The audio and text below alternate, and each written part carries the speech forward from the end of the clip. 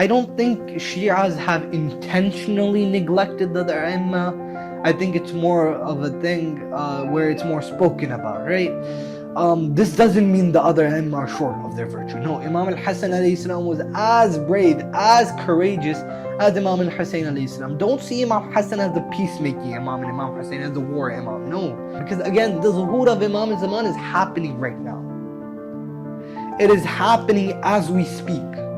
All of this, from this podcast, all the way to the majalis we hold, if they are creating an inqilab, a revolution within ourselves, a societal change, then we are achieving the goal of the faraj. Suicide is something that is done from the hawa, in the nafs. Oh, I'm feeling really down. Oh, I don't see purpose in this life anymore. That's why I want to leave it. The opposite with Imam Al-Hussein. You see, his movement wasn't a movement of hawa and desire, that one day he decided that enough is enough, I want to leave today, I'm gonna go and kill myself. No, that was not Imam Al-Hussein's movement. His movement was way well calculated. It was done with a purpose to it. Hello and welcome to another episode of Mindful Meeting Podcast. I'm your host, King Abu. Today is a special occasion, as it is a auspicious occasion, as we are gathered here to celebrate the birth anniversaries or the wiladat of the Shuhada of Karbala and the Imam of our time, Imam Sajjad al Zaman.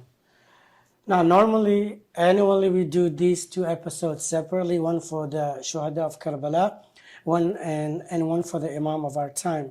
And joining me today is a special guest that I will introduce in just a little bit, as he's one of the youngest guests to have come on the show today. But before we get started, let's go ahead and make a small dua for our brothers and sisters in Palestine and for all over the Islamic Ummah in Sudan, Somalia, Yemen, Afghanistan, Pakistan, Iraq, wherever they may be, wherever they're oppressed. We ask Allah for Allah to grant them victory, and to recite and make this dua is our guest, Brother Muhammad Hani. Please make dua for us. اللهم وانصر الإسلام والمسلمين واخذل الكفار والمنافقين اللهم واحفظ وانصر وأيد مجاهدين الإسلام. Oh Allah, by the right of Imam Al-Hujjah Ajjalallahu Ta'ala Farajul Sharif, help the oppressed people of this world and grant them victory in all the fronts they're fighting for.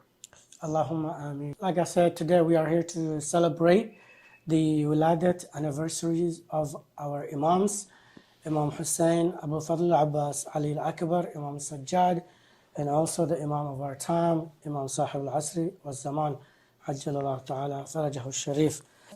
Our heartfelt and dearest and sincere congratulations to the Ummah, to the Muslim Ummah, and special to our blessed Prophet Muhammad, peace be upon him, and his family and his pure progeny, and to the Imam of our time. My dear friend, my congratulations to you as well on this auspicious occasion. Congratulations to you too. Thank you. Before we begin, I have a riddle for you before I introduce you. Sure. Okay? Here we go. Are you ready? I speak without a mouth and hear without ears. I have no body, but I come alive with the wind. What am I? Ya Allah, you're testing my intelligence. Yes, I am.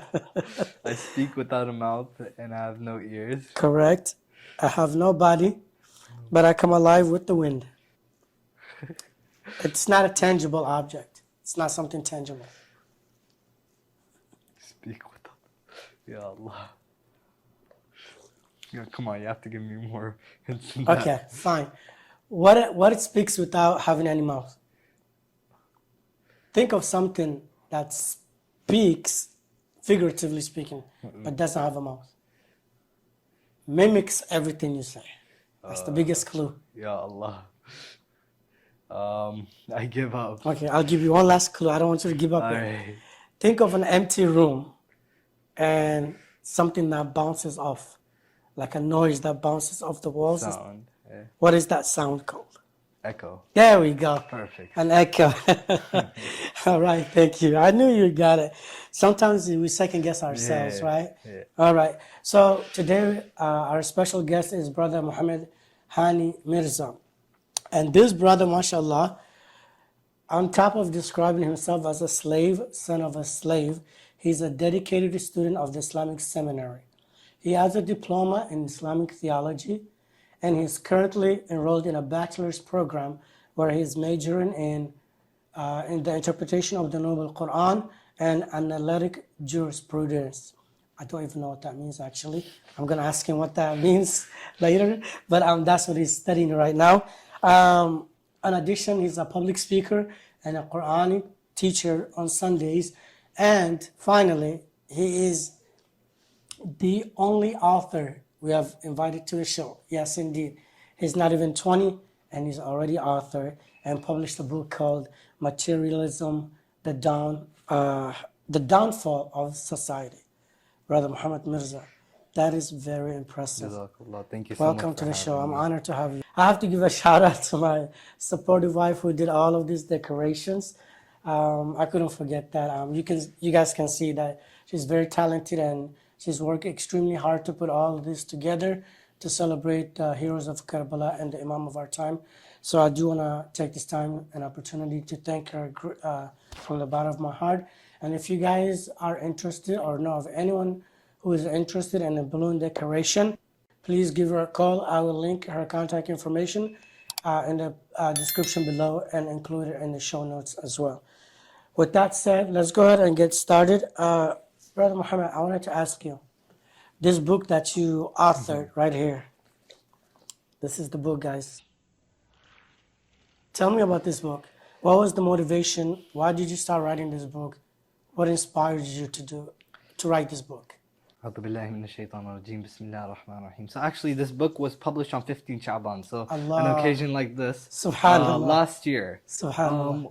One thing that motivated me was the works of Ayatollah Mutahhari, by far. I saw how his works were compiled, even after his death. Countless of his speeches were compiled into books. And I really got inspired by that. And the content of the lectures themselves, they were insightful, inspiring. So Muharram last year, I started delivering lectures. And my first series of lectures was on materialism. And it was actually titled Materialism, the Downfall of Society. So, and I had started covering different aspects of materialism from the psychological perspective, historical perspective, all of these perspectives of materialism into my series of lectures. I believe it was between 5 to 7 lectures that I had delivered in the first 10 nights. MashaAllah. After Arbaeen, I actually got an idea. I was in Karbala that year, and I had gotten an idea. I was like, why not write these lectures down? Because not everyone likes listening to lectures. Right on. A lot of people like reading. So I was like, why not write these lectures down and go ahead and publish them as in a book format? So it took me a few months. It was relatively easy compared to writing a book from scratch because I had the lecture material and all the research was done in advance, months and years in advance. And I was just able to compile all those lectures together and was able to publish it around 15 Sha'ban last year. MashaAllah. You know, that's very inspiring because to me, I don't know if you know the word ilham in Arabic, like inspiration, when Allah inspires you with an idea or something. Yeah.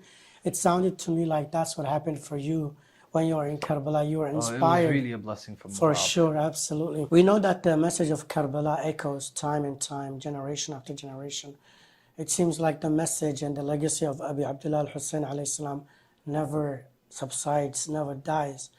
For example, if you think atrocities like 9/11, when it happened for the first time, people were angry and upset, and emotions were very intense and high, right? But then you notice as the years go by, one after another, it seemed like the people that remember that event kind of decreased, right? Mm-hmm. For Abu Abdullah Al-Hussein and what happened on Ashura, it's quite the opposite.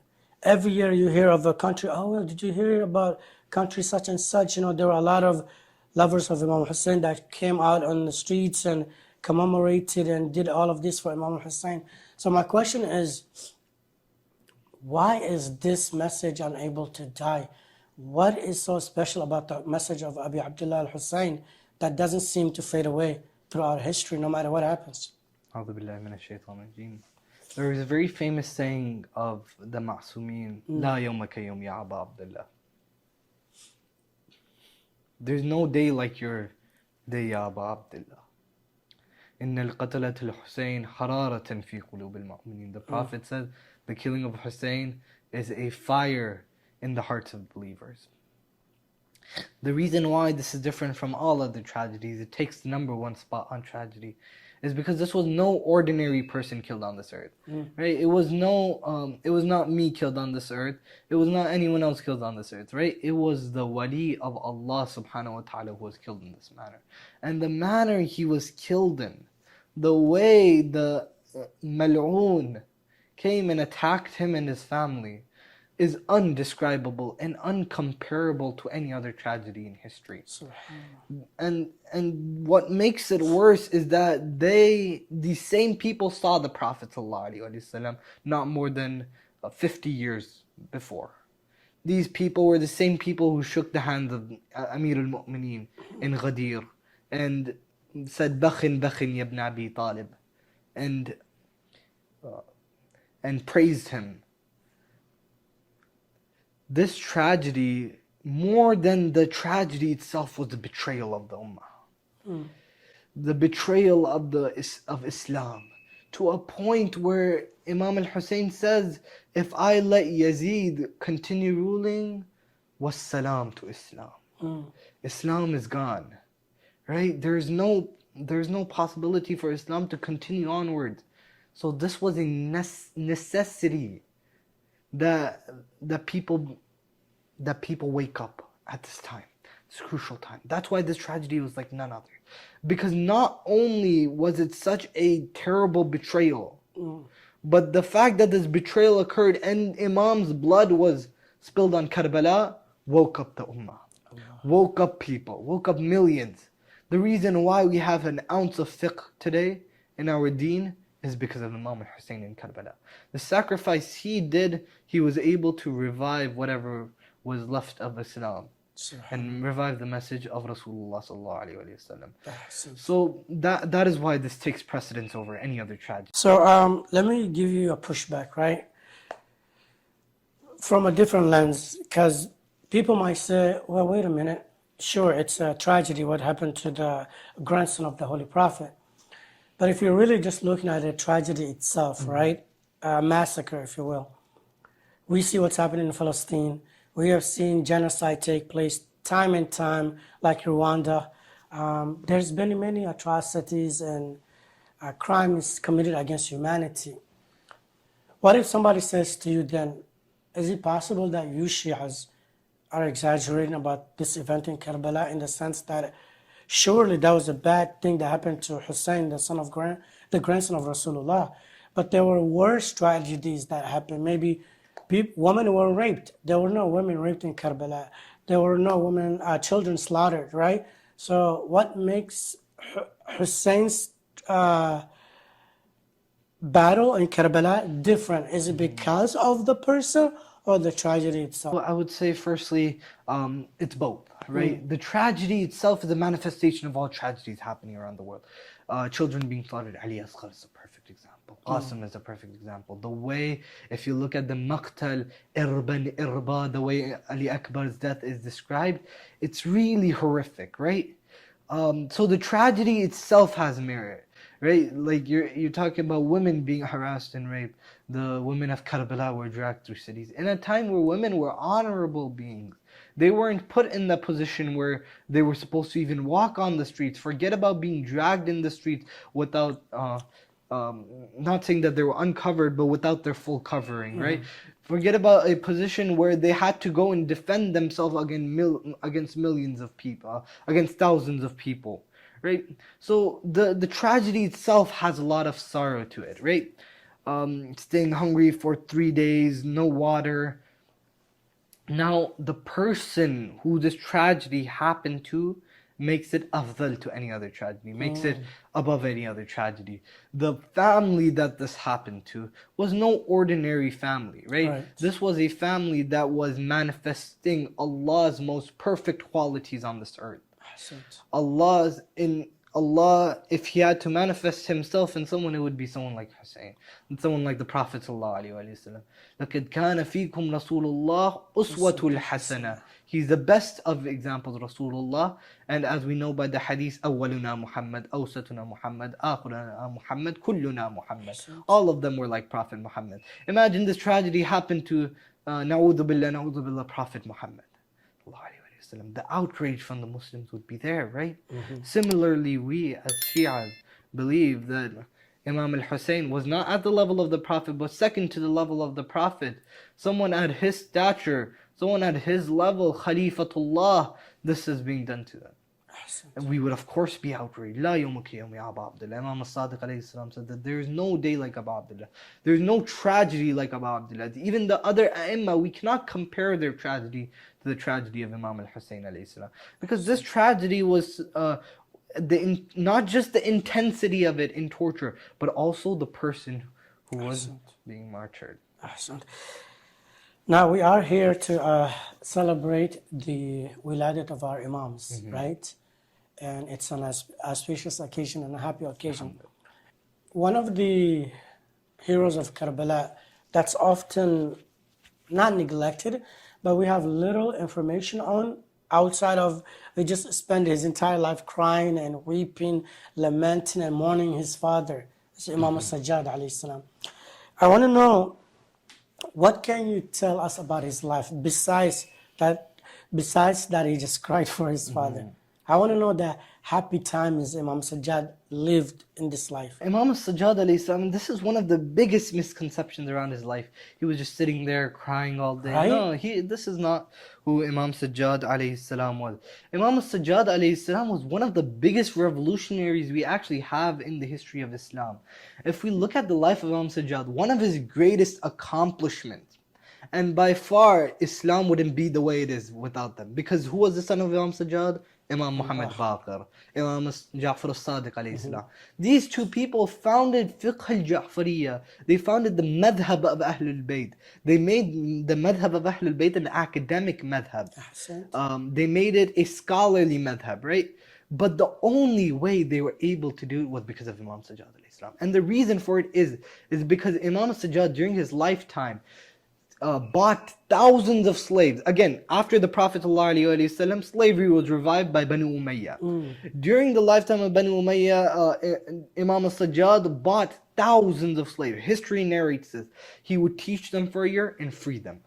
This is what created the madhab of Ahlul Bayt.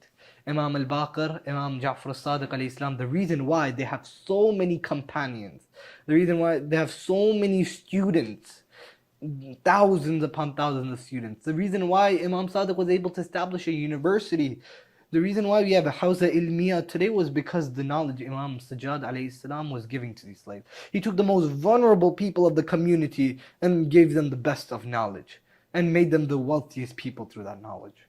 This was the merit of Imam Sajjad alayhi salam. Along with that, he caused a spiritual revolution within people.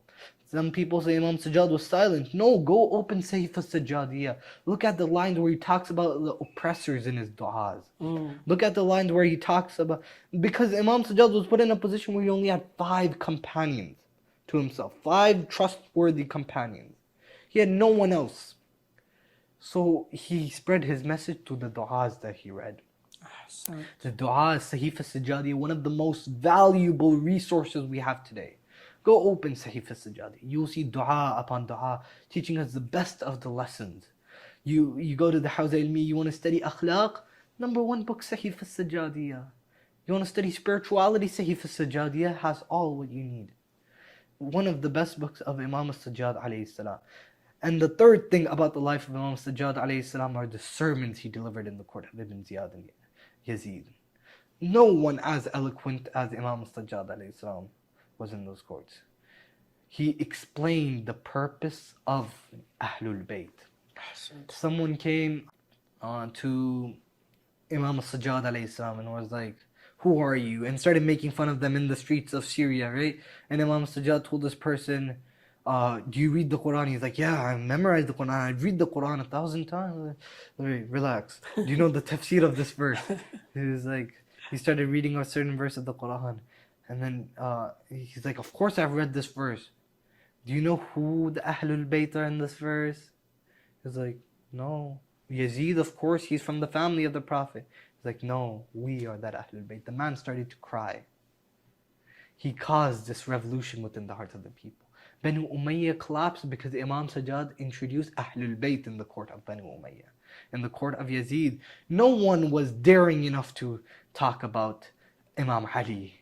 Forget about mention the name of Imam Ali, right? No one was ready to praise Amir al-Mu'mineen. Imam Sujjad started to introduce the family of the Prophet ﷺ in the court of Yazid, to the extent that people started crying and people started asking Yazid, you did this to these people? And then Yazid freed those people a few days later. That was the revolution he was able to cause. That was who Imam Sujjad was. A daring revolutionary, someone who never stayed silent. Absolutely. Now, Imam Sajjad, you don't get to be like that without having a dedicated father in your life who gives you the right tarbiyah, right? And that's none other than Imam Al-Hussein alayhi salam. When you look at Imam Al-Hussein, I try to analyze his relationship with Allah subhanahu wa ta'ala. Surely only someone who's that connected and in sync with his Lord is able to give up all of his family members, all of his wealth, everything for fi sabilillah. One of my favorite lines, Dua Arafah from Imam Abi Abdullah alayhi salam, is when he says, what has he found, he who lost you? And what has he lost, that who has you, right? I'm paraphrasing. Yeah, I know it's. So when you look, Imam Hussein, just in that line alone, gives you a glimpse of his relationship to Allah subhanahu wa ta'ala. So my question, I guess, is, can you describe for us this unwavering relationship of Imam Abi Abdullah al-Hussein and to Allah subhanahu wa ta'ala? What was that relationship like? How in love he must have been with Allah subhanahu wa ta'ala? Allahu Akbar. You know, I cannot answer this question. This question is above my pay grade. But I will give some things from Dua al-Arafah. Dua al-Arafah is one of the... If you want to understand the relationship between Abd and Ma'bud, slave and master, Dua al-Arafah is the place to go. Not just the love, the relationship of love, the journey of love that happened through Abu Abdullah is no journey seen anywhere else. Abu Abdullah, imagine this, in a state of loneliness. No one is with him. What does he say?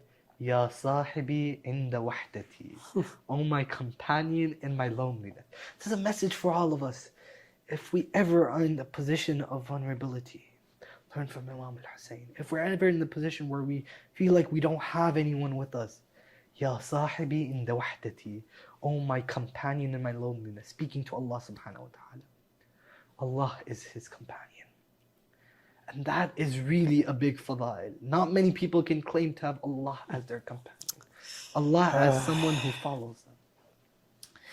It is said that in the court of Ibn Ziyad, Lady Zainab was asked to describe the same relationship between Imam Hussein and Allah. Have you seen what Allah has done to your brother? Lady Zainab was asked, have you seen what Allah has done to your brother? Ma ra'aytu illa jamila. I saw nothing but beauty.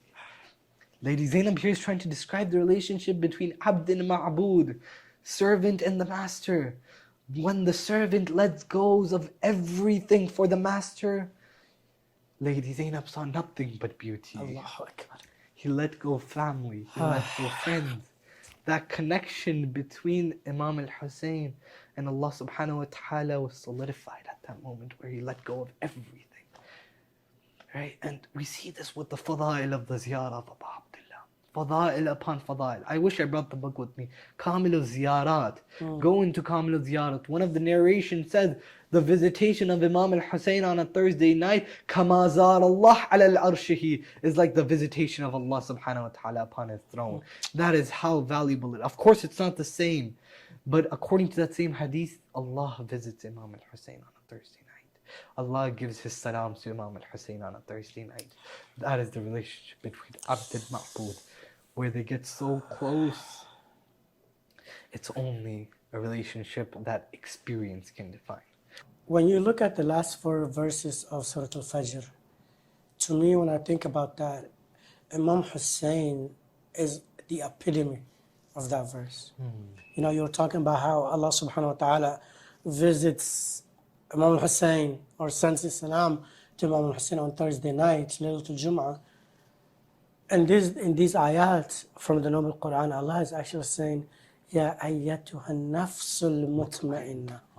You know, this is the purest of the soul, you know. Come back to your Lord. Like Allah is yearning for Imam Al-Hussein to come back to him. Allahu Akbar. You know? That's the point about this verse. You know, they say, the narration says that when it was Asr time on Yawm al-Ashura, when Abu Abdullah was about to leave this world, and the heavens called out these verses. In these verses, it's so beautiful. Ya ayyatuhan nafsul mutmain. O soul who is at peace, who's tranquil. Yeah. Irji'i ila rabbiki. Return to your Lord. Allah is associating himself with Imam Al-Hussein. Yeah. Rabbiki radiyatan mardiyya. Subhanallah. Fadkhuli fi ibadi. Enter, O my servant. It's not even the Jannah that comes first, it's with my servants come. Subhanallah. Yes, the biggest blessing and title in Islam is Abd. Ahsan. By far, even Rasulullah in Salah, we say, Ashhadu anna Muhammadan abduhu wa rasuluh. A messenger comes after Abd. That is how significant this title is. Allah says in this verse, well, this verse is very general, but we associate it with Imam Al-Hussein. Sure. Irji'i ila rabbiki radiyatan mardiyya, fadkhuli fi ibadi. Oh my servant, enter. Allah is associating himself with these people. So, now before I ask you the next question, because I'm curious about something. You said, you know, we say, Ashhadu anna Muhammadan abduhu wa rasuluh, right?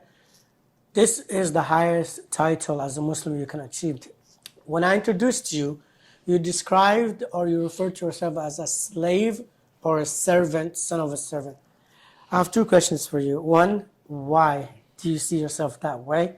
Two, what is it the analytical jurisprudence that you're studying? Okay, so first, Abd is a title of humiliation, complete humiliation. The reason why I introduce myself, and I feel really ashamed even saying I introduce myself, no, it's Allah sees us as His Abd. Allah sees us as His servants. So when I want to introduce myself, what is an introduction? An introduction is who I am. I just want to show who I am. I'm only an Abd. I'm only a servant. I'm only a slave. I don't have anything except servitude. I don't have anything except what I want to give to Allah subhanahu wa ta'ala. And this is not because I want to give it to Allah, because this is what Allah wants from me. When you're describing an abd is someone who dims his desire for the desire of Allah, who supersedes Allah's desire. And of course there are levels to it. I'm not comparing in any way my ubudiyyah to the ubudiyyah of Rasulullah sallallahu alaihi wasallam. No, that's at a different level. I'm in no way comparing my ubudiyyah to the ubudiyyah of Amir al-Mu'mineen, because that's at a completely different level. So there are levels and layers to it. Imam al-Khomeini rahmatullah alayhi was asked, or was describing himself in a similar way. He was told, I think he was being praised, and then he was like, no, I'm the abd, murna al-abd, the abd of Qambar, who was the servant of Amir al-Mu'mineen, who was Abdullah, right? This is our scholarship. If anything, we're servants. If anything, we're slaves. We don't have anything more than that to add to that. Now, in regards to your second question, well, just one more ayah to tie into the first question. Allah says, Ya ayyuhan nas, antumul fuqara ilallah.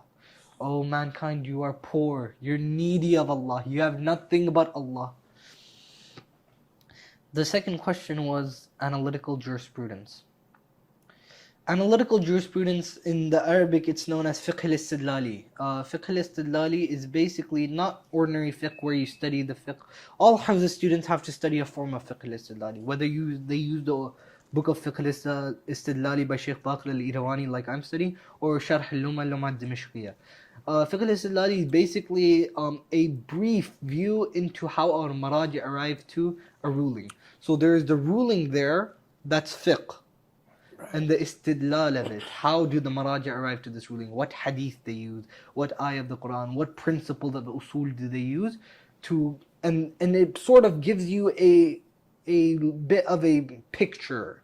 It's not too in depth, not too in detail, because of course that requires 30 years of studies, 20 years of studies, 50 years of studies at times, hundreds of years of studies for some people to just get the basics of that study of marja'iyah and making rulings. That's why I tell people, don't start going out and reading a hadith and making rulings. No, it's not that simple. It's not that easy.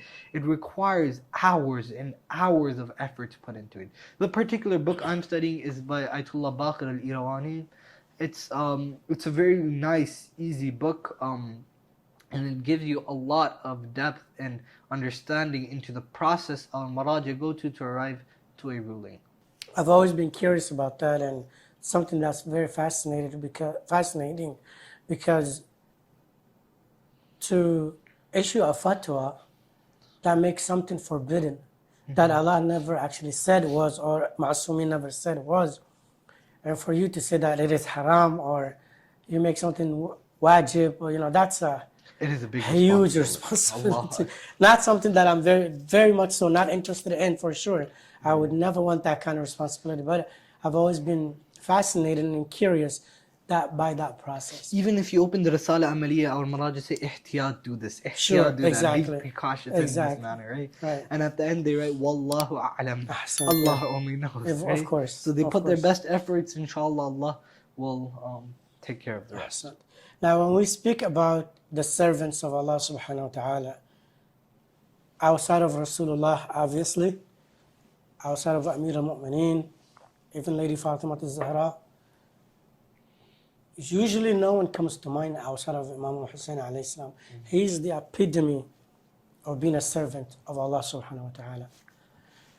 So I feel like sometimes when I observe and the way Shias approach Imam Hassan versus Imam Al-Hussein, though they're like two peas in a pod, the two eyes of Fatima al-Zahra, one was not better than the other, No. It seems that way in the Shia world, where Imam Hussein is put on a pedestal, and rightfully so, but then we see Imam Hussein kind of pushed down a little bit. And sometimes I look back at what their grandfather himself said about these two sons of his. And one hadith that comes to mind, as you mentioned yourself earlier, is that in the hearts of the believers, there is this unsubsiding fire that will never be extinguished in the hearts of the believers, this love that will never die out. So when the Holy Prophet, peace be upon him, his family, makes this type of statement, is he alluding, wal-'iyadhu billah? Okay, I'm just thinking, right? Is he alluding that Hussein is more of a priority than Hassan? Like, what is going on? And how did the Shias come to this point that we have favored Imam Hussein more than Imam Al-Hassan? No doubt the tragedy of Imam Al-Hussein has its own significance over any other tragedy in history. That's only the tragedy of Imam Al-Hussein. And of course his personality is amazing. But it is very wrong on the end of the Shi'as to undermine other A'imma, to rank them higher. Of course, Imam Al-Hussein in history is so prevalent because the tragedy was something that shook up the whole Ummah and caused rebellions around the whole Muslim Ummah at the time. That's why historically we have more mention of him. Similarly, his ziyarah is one of those ziyarah that has a lot of reward to it. That's why that is another reason why his name is quite often mentioned, right? Imam Hussein and Imam Rida, these two people, their ziyarah is highly, highly recommended. But that's perhaps why his name is mentioned. I don't think Shias have intentionally neglected the other Imam. I think it's more of a thing where it's more spoken about, right? This doesn't mean the other Imam are short of their virtue. No, Imam Al-Hassan alayhi salam was as brave, as courageous as Imam Al-Hussein alayhi salam. Don't see Imam Hassan as the peacemaking Imam and Imam Hussein as the war Imam. No. When Imam Al-Hussein was alive at the time of Imam Hassan, we don't see him speaking against Imam Al-Hassan. Ahsant. We see their approaches being the same. In fact, people came to Imam Al-Hussein and be like, you're letting your brother make a peace deal with Mal'oon Muawiyah. We want to rebel, we want to revolt. Imam Hussein was like, no, this is not what we're supposed to do. He is the Imam of the time, I will listen to him. This is the significance of Imam Al-Hassan alayhi salam. You see that these two brothers, despite being Qurratu Ayn al-Rasul, despite being the beloveds of the Prophet, despite being Sayyid al-Shabab Ahl al-Jannah, Al-Hassan wal-Hussein, Sayyid al-Shabab Ahl al-Jannah, the youth, the chiefs of the youth of paradise. Notice how the Prophet put both of them together, right? He listened to Imam Al-Hassan when it was Imam Al-Hassan's turn. He took charge when it was his turn. Even during the time of Muawiyah, when Imam Hassan died, 10 years after the death of Imam Hassan, Imam Hussein revolted. 10 years after. In those 10 years, he abided by the terms of the peace treaty made between Muawiyah and Imam Al-Hassan alayhi salam. So there is no reason to say Imam Hussein was the warmongering Imam and Imam Hassan was the diplomatic peacemaking Imam. No. In fact, Imam Al-Hassan wanted to go to war with Muawiyah, but no one was ready to help him. He delivered a sermon saying this, and then the forces left, people started running away. Similar to what happened with Muslim ibn Aqil. Yeah. People started fleeing away. Now we spoke about the relationship of Imam Al-Hussein alayhi salam to Allah, right? What is your relationship with Imam Zaman? How do you personally, on a daily basis, cultivate that relationship with him? What practical things do you do that you would perhaps advise or recommend to our audience that they do in building that relationship with the Imam of our time? This is a really difficult question because the nature of this question is such that there's a lot that we can do and there's little that we're doing towards the Imam of the time. Wow. There's a lot that we can do and there's little that we're doing. Subhanallah. Some of the most important things that you can do during this time is firstly, know yourselves. This is really important. من عرف نفسه فقد عرف ربه. One who knows himself knows his Lord. Right? And this is very important, to know the human. What is your potential? How much potential do you have to work towards this Islamic society? It always starts off at the self. We always have to work on ourselves. One of the best ways, and I'm going to recommend everyone to do this, is to do muhasaba, account for themselves. At the end of the day, keep a journal with yourself.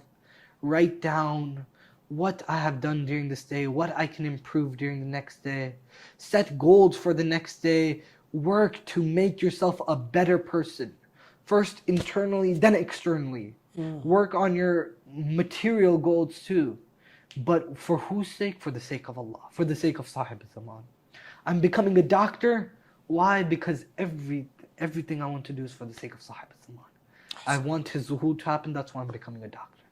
I'm going to be the best in my field for his zuhur.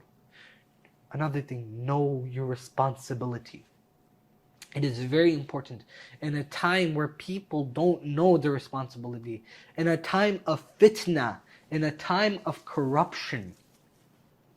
It is very important that we know what we have to do. Right? In a time where people are pulling you from one angle, people are pulling you from another angle, they're forcing you to join this party, lobby for this party. We need to know who is our leader and who are we going after. And that is our goal. Keep it to that. Don't get distracted by these politics and stuff. Know what you're supposed to do. Know who you're supposed to stand up for. Don't get distracted by these other figures that are trying to pull you towards themselves. These are shayateen. Allah has warned us about these people. They're going to try to tempt you. They're going to try to exploit your desires. Know your responsibility. You're here for a mission. Stick to that mission. You have been sent by Allah to stick to that mission. And I want to encourage our viewers to keep a holistic perspective. Learn your responsibilities from a holistic perspective. Learn your Islamic duties. Keep out for brothers. Create strong brotherhoods. Don't disunite at this time where unity is crucial. Keep these friendships, keep these brotherhoods. These are people who will help you in your tough times. These are people who, when you're scared, they will push you forward. They will push you ahead of everyone else. Make sure to have great friends. This is the time to work on this. Make sure to work on your deen. Make sure to build yourself as strong as a community as you can. Educate others. Learn yourself, then educate others. Be educated people. Have a responsibility in mind. Know what you are doing. Keep a strong brotherhood. Just emphasize on these few things so that we can create an Islamic society. Because again, the zuhur of Imam al Zaman is happening right now.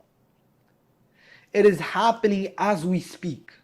All of this, from this podcast all the way to the majalis we hold, if they are creating an inqilab, a revolution within ourselves, a societal change, then we are achieving the goal of the faraj. Faraj literally means relief. We're achieving that. Inshallah, inshallah. Speaking of inqilab and revolution, who is your favorite hero of Karbala? Ya Allah. Allahu Akbar.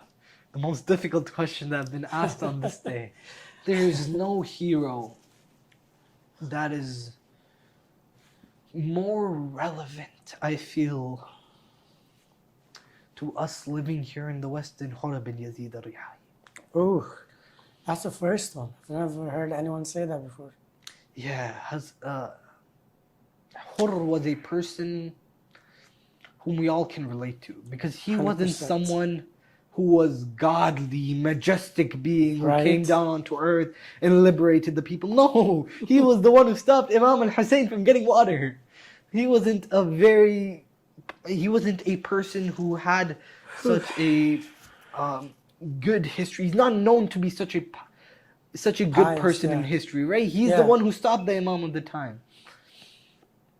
But there was one thing about him that was special.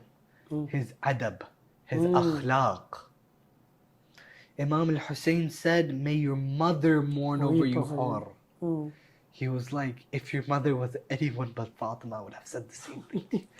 His special connection with Lady Fatima was something that we all can relate with. Secondly, the fact that it was his last chance to surrender to Allah subhanahu wa ta'ala, and he did it, is amazing. We don't see anyone like this. No matter how much we have gone into sin, know that we haven't done what Hur did. We haven't gotten to that point of Hur. So we have an opportunity to make up. But let's not abuse this. At any time the faraj the reappearance could happen. At any time the day of judgment could happen. And we're done for it once we go there. So let's keep hope in our minds. I think hope is something that we can really emphasize on today. That's why Hur was one of my favorite companions. If Hur is to attribute his success to anyone, it was to his love and respect for Lady Fatima Zahra. And if you don't mind, I'll speak about one more companion who had the same respect of Lady Fatima, Abu Fad Abbas. Now you're talking about my hero.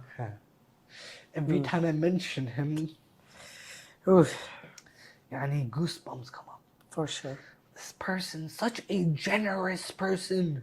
Zawar go to his haram and get shifa. Why? Because of his love for Sayyid al-Shuhada, because of his love for Lady Fatima Zahra. When Abu Fad Abbas was there on the plains of Karbala, they say, you know this, Abu Fad Abbas never called Imam Al-Hussein his brother. Right. Despite him being biologically related to Imam Al-Hussein from Amir al-Mu'mineen, he never called him his brother. Until the last moment of his life, where he fell from his horse and he called, Ya akhak, adrik akhak. Oh brother, help your brother. Scholars are bewildered. He never knew himself. He never called himself the brother of Imam Al-Hussein. Why did he do it at this moment? They say, because at this moment, he felt that Lady Fatima was satisfied as his mother.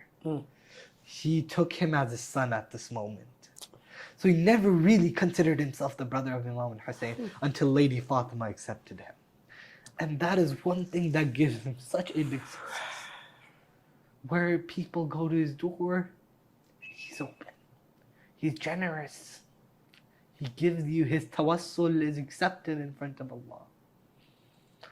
And millions of people go to him, to Karbala every year. Arbaeen, I personally have done the walk 4 times. As soon as we enter Karbala, the first whom we see is Abu Fad Abbas. He welcomes us. He gives us permission to visit Abu Abdullah. Abu Fad Abbas. When I first did ziyarah back in 2017, people always talk about, when you go to Karbala, it's like no other place on earth. It's majestic. You can feel and you can sense the angels doing tawaf, circumambulating around the Haramain of Abu Fadl and Abu Abdullah. All of that is in theory until you actually go there and experience it for yourself. I was just there a few weeks ago. Right. I just witnessed what you told me. And Absolutely. Really amazing. When I went there, and it was the first time, I was nervous. I didn't really know what to do, what to say. I was just in awe. It really feels like you're in heaven, You're among the elite that God has chosen, And I tried to go to... I'm standing in Bain al-Haramain. And here I'm looking to Abu Abdullah, and here I'm looking at Abu Fadl. And I'm not sure who to go to salam first, wallahi. I kid you not. This is how I felt at that time. I turned to Abu Fadl al-Abbas, and he says, don't you dare come say salams to me when Mawla is there. Subhan. You better go say salam to Imam. And then I turned to Abu Abdullah. Whew. And he says, don't you dare come to me first when Abu Fadl is there. You go say salam to him first, then you come. You take permission from Abu Fad Abbas. This is Abu Fadl, Bab al-Hawa'ij. Yeah.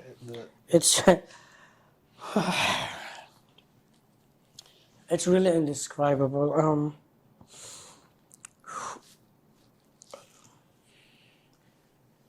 Another thing sometimes I struggle to understand, not actually struggle, it's more of a curiosity, is why Imam Al-Hussein named all his sons Ali. And of course at the time, even to mention, as you said earlier, the name of Ali was a crime. The enemies of Ahlul Bayt became rampant, and Shias were just oppressed then and still today. So was Imam Hussein naming all his children Ali as like a matter of like pride? No matter what you do, we're going to say the name of my father proudly. We're going to name all of our sons Ali. Was that the reason behind Abu Abdullah, what he did? Like, what was the reason? Wallahu a'lam. God knows better. But yes, in the opinion of a lot of scholars, yes, that is why Abu Abdullah named his sons Ali. Makes because sense. You saw from one side, Banu Umayyah had such a harsh response to Amir al-Mu'mineen that hatta no one could sit on the mimbar of Rasulullah except that they curse Ali first. In response to this, you dare insult my father, I'll make you 4 Alis, right? 4 Alis. La ilaha illallah. I feel like we haven't talked about Imam Al-Mahdi, Ajjalallahu ta'ala farajahu sharif enough. We're also honoring him. Now, this is actually not a curiosity. It's something I actually struggle with myself a lot. And the ghaiba. And the reason behind the ghaiba. Because I really look at the history of the Anbiya, the Mursaleen, that come before the Holy Prophet Muhammad. And he himself, Prophet Muhammad, Amir al-Mu'mineen, Imam al-Hassan, all the Imams, all the way to Imam al-Askari. We don't really see any Imam or any Nabi going into occultation. Unless you want to use Nabi Musa alayhi salam as an example for those 30 days, then eventually became 40 days, or Nabi Yusuf, even though he wasn't in hiding, that was just in circumstance, right? Why ghaiba for Imam Al Zaman? It doesn't make sense to me. Well, I'll tell you this. Firstly, Prophet Isa is also in ghaiba right now. Hazrat Khidr is also in Ghaiba right now, and it is said that they'll return with Imam of our time. But Ghaiba of Imam Mahdi is special.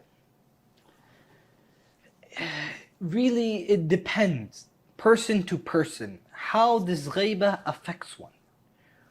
For some, this is a time of hopelessness and sorrow, which really it isn't. For us, objectively speaking, the time of Ghaiba is a time of opportunities. It's a time to prepare yourself. It's a time to wake up. Why has the Imam of your time, Allah sent Hujjatullah for a reason on this earth, so that he's a Hujjah, he's a proof for the people. He is someone who is there to show the people the right path. Why has he hidden Imam Al-Mahdi? For the reasons that he wants people to wake up at this time. That is why we have this hadith from Imam Musa al-Kadhim alayhi salam, whose Shahada just passed. Imam al-Kadhim alayhi salam said, "Intidharul faraj min al-faraj."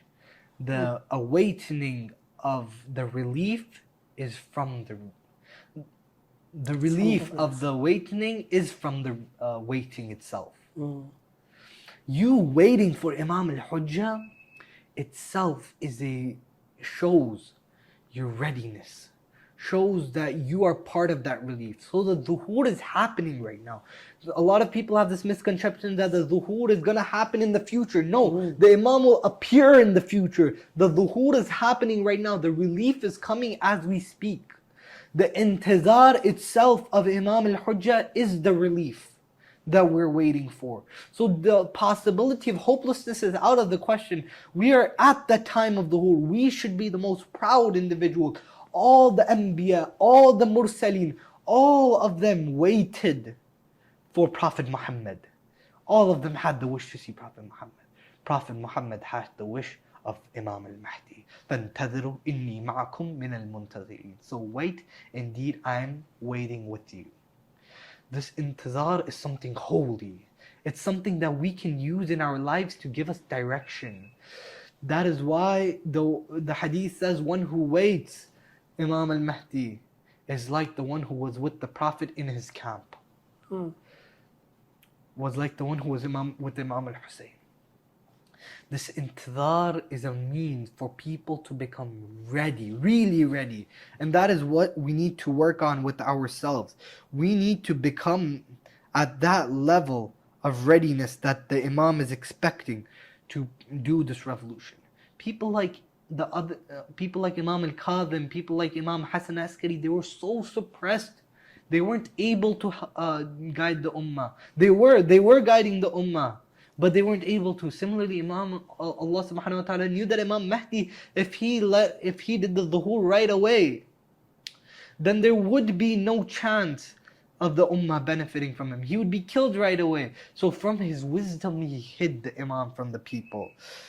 So this dhuhur was a punishment sort of for the people who weren't preparing themselves for the Imam, and a lesson for us to now prepare for the Imam, to now work every step of our way to the dhuhur of Imam, to build a societal construct from the beginning. Like Rasulullah's advent created a societal structure from the very beginning, it was a revolution. Similarly, Imam Mahdi's movement will be like that. His movement will be very similar to the movement of Rasulullah, as it came fresh, when a time full of corruption, a time of Jahiliyyah. Today's time is like the time of the Prophet ﷺ in Jahiliyyah. Many of the signs, if you compare the time of Jahiliyyah of the Prophet to the time that we're living in today, is similar. Very similar. I guess where I'm lacking understanding is not necessarily the ghaiba itself, because as I say, Nabi Qadr, Prophet Jesus, peace be upon them both, are all both in occultation. I guess my understanding would be the reasoning behind it, because if we're saying that Imam Mahdi is waiting for us to be ready, and part of me thinks like he's going to wait for a very long time, because we're very sinful people. And I don't know what that even means for us to be ready. In which sense? One possible explanation is the eagerness of people. The more they're tested, the more eager they become. That eagerness for justice is what Allah is looking for. That is why, and that was actually the third point I was going to mention in your previous question that I'd forgotten. Do dua for Imam al-Hujjah. And let me connect this with Nabi Musa. Nabi Musa in his ghaiba, 40 years, Bani Israel became so desperate that they did dua upon dua. Allah said 30 years. 30 years, they still did dua. They really wanted Nabi Musa. 20 years. 20 years was still too much for them. They did dua until Nabi Musa came. That eagerness is what Allah wanted. From that, He was able to extinguish Fir'aun. That is the readiness that we are looking for. That eagerness, that connection with the Imam. Do dua as much as you can for the Imam. Gift the Imam. Every time you're reading the Quran, open the Mus'haf, read one page, gift it to the Imam at the time. Build that connection. He's looking for people who can build that connection. Not necessarily people who are pure, because we're not going to be pure, but people who have that connection. So when they fall, they come back up. They know their goal. That's why I said have clarity in this time. All the du'as regarding the ghaiba of Imam al-Hujjah advise us to build clarity on what's happening. Inshallah, may Allah give us that eagerness to wait for the return of our Imam and not just wait idly, but to be proactive, inshallah. As we conclude, I have two more questions for your Honor. A lot of people ask or make the statement, even Shias included, that is it possible that Imam Hussein committed suicide? He walked to his own death. Some people even take it to another level and say, well, he didn't just commit suicide for himself. He pretty much killed his own family. Why was there a need to take children and women? I mean, if he was just to save Islam, he could have just won by himself, took his male companions and yalla, go to jihad. But why the need to take your women folk and your children into death, walk into death, you know? How would you respond to people who say that? The answer for this will be really long, and I'll make it as short as I can, right? I'll try and make them within a minute or two. Firstly, this question itself, this question is two parts. Let's address the first part. Imam Al-Hussein, firstly, never intended to kill himself. That is something we need to clarify. Suicide is something that is done from the hawa, in the nafs. Oh, I'm feeling really down. Oh, I don't see purpose in this life anymore. That's why I want to leave it. The opposite with Imam Al-Hussein. You see, his movement wasn't a movement of hawa and desire. That one day he decided that enough is enough. I want to leave today. I'm going to go and kill myself. No, that was not Imam Al-Hussein's movement. His movement was way well calculated. It was done with a purpose to it. Suicide doesn't have a purpose to it. It doesn't give a purpose to one's life. But Imam Al-Hussein's death brought purpose to his life. I love that answer. I love that. Imam Al-Hussein alayhi salam wasn't doing it out of his desire. Like, no one, if he wanted to do suicide, Medina was the best place. Na'udhu billah to do it there. Astaghfirullah. He wouldn't have gone to Karbala to do it, right? It wasn't the hawa of Imam Hussein that was in play here. It was a greater goal. Sometimes the deen, and a lot of the time, the deen actually requires ourselves to give away our own lives. Because our lives don't have much value to it. But if the value of our lives will add to the value of deen, then it's wajib upon us to give away our own life. To protect the deen, to protect people. Yazid was someone who was killing people. Imam Hussein sacrificed his life to save innocent blood. Imam Hussein sacrificed his family's life to save innocent blood. Now the second question that was asked is, why did he take his family? A few possible explanations are given here. Some people say it's Arab tradition and culture to normally take your family with you to war. I don't believe in that.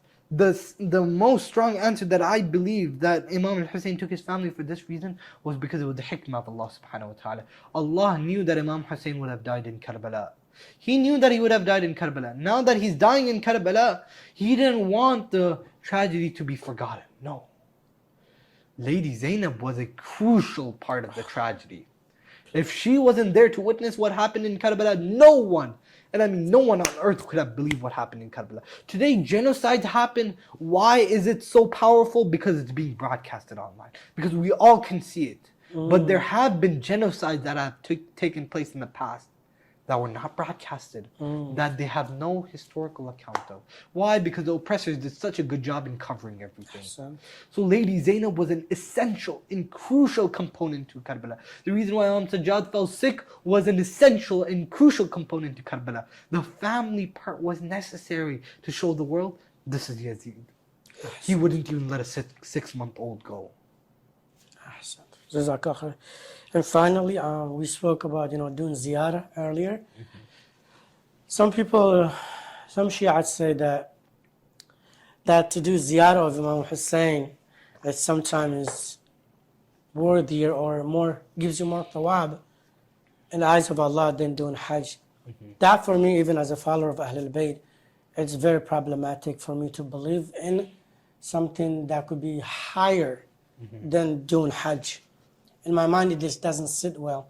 How would you explain to someone like me or others who have similar viewpoints about how can ziyarah of Imam Hussein be more of a priority or worthier than doing Hajj? I'm going to be completely honest, this was a difficult question, but I'll divide it into 3 different parts. Bismillah. There are riwayat that tell us that ziyarah of Imam Hussein is worthier than Hajj. Alright, what does this mean? There's such riwayat, for example, every step towards the haram of Imam Al-Hussein is like 1 Hajj and 1 Umrah next to the Prophet ﷺ, accepted in the eyes of Allah subhanahu wa ta'ala.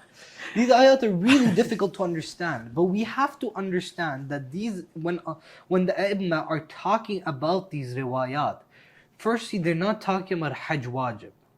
There's no way they talk about Hajj wajib. No mustahab actually beats the wajib, right?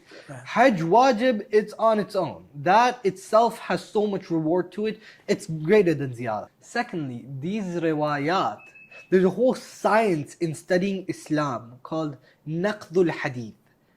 Understanding the context of these riwayat. That is crucial. That is really crucial. The time where these riwayat were said, we're at a time where when you wanted to go to Hajj, you'd have to pay a tax to the Islamic caliphate. And that caliphate would fund wars with those tax money, with that tax money. Right? So while you were going to Hajj, you were paying a hefty fine to the oppressors and actually getting people killed. That is why. That's what we're doing ironically right now. Yeah, ironic. That's what I was about to just say, right? Subhanallah. Even in today, this applies because at times when we're going to Hajj, you have to understand the context of these riwayat.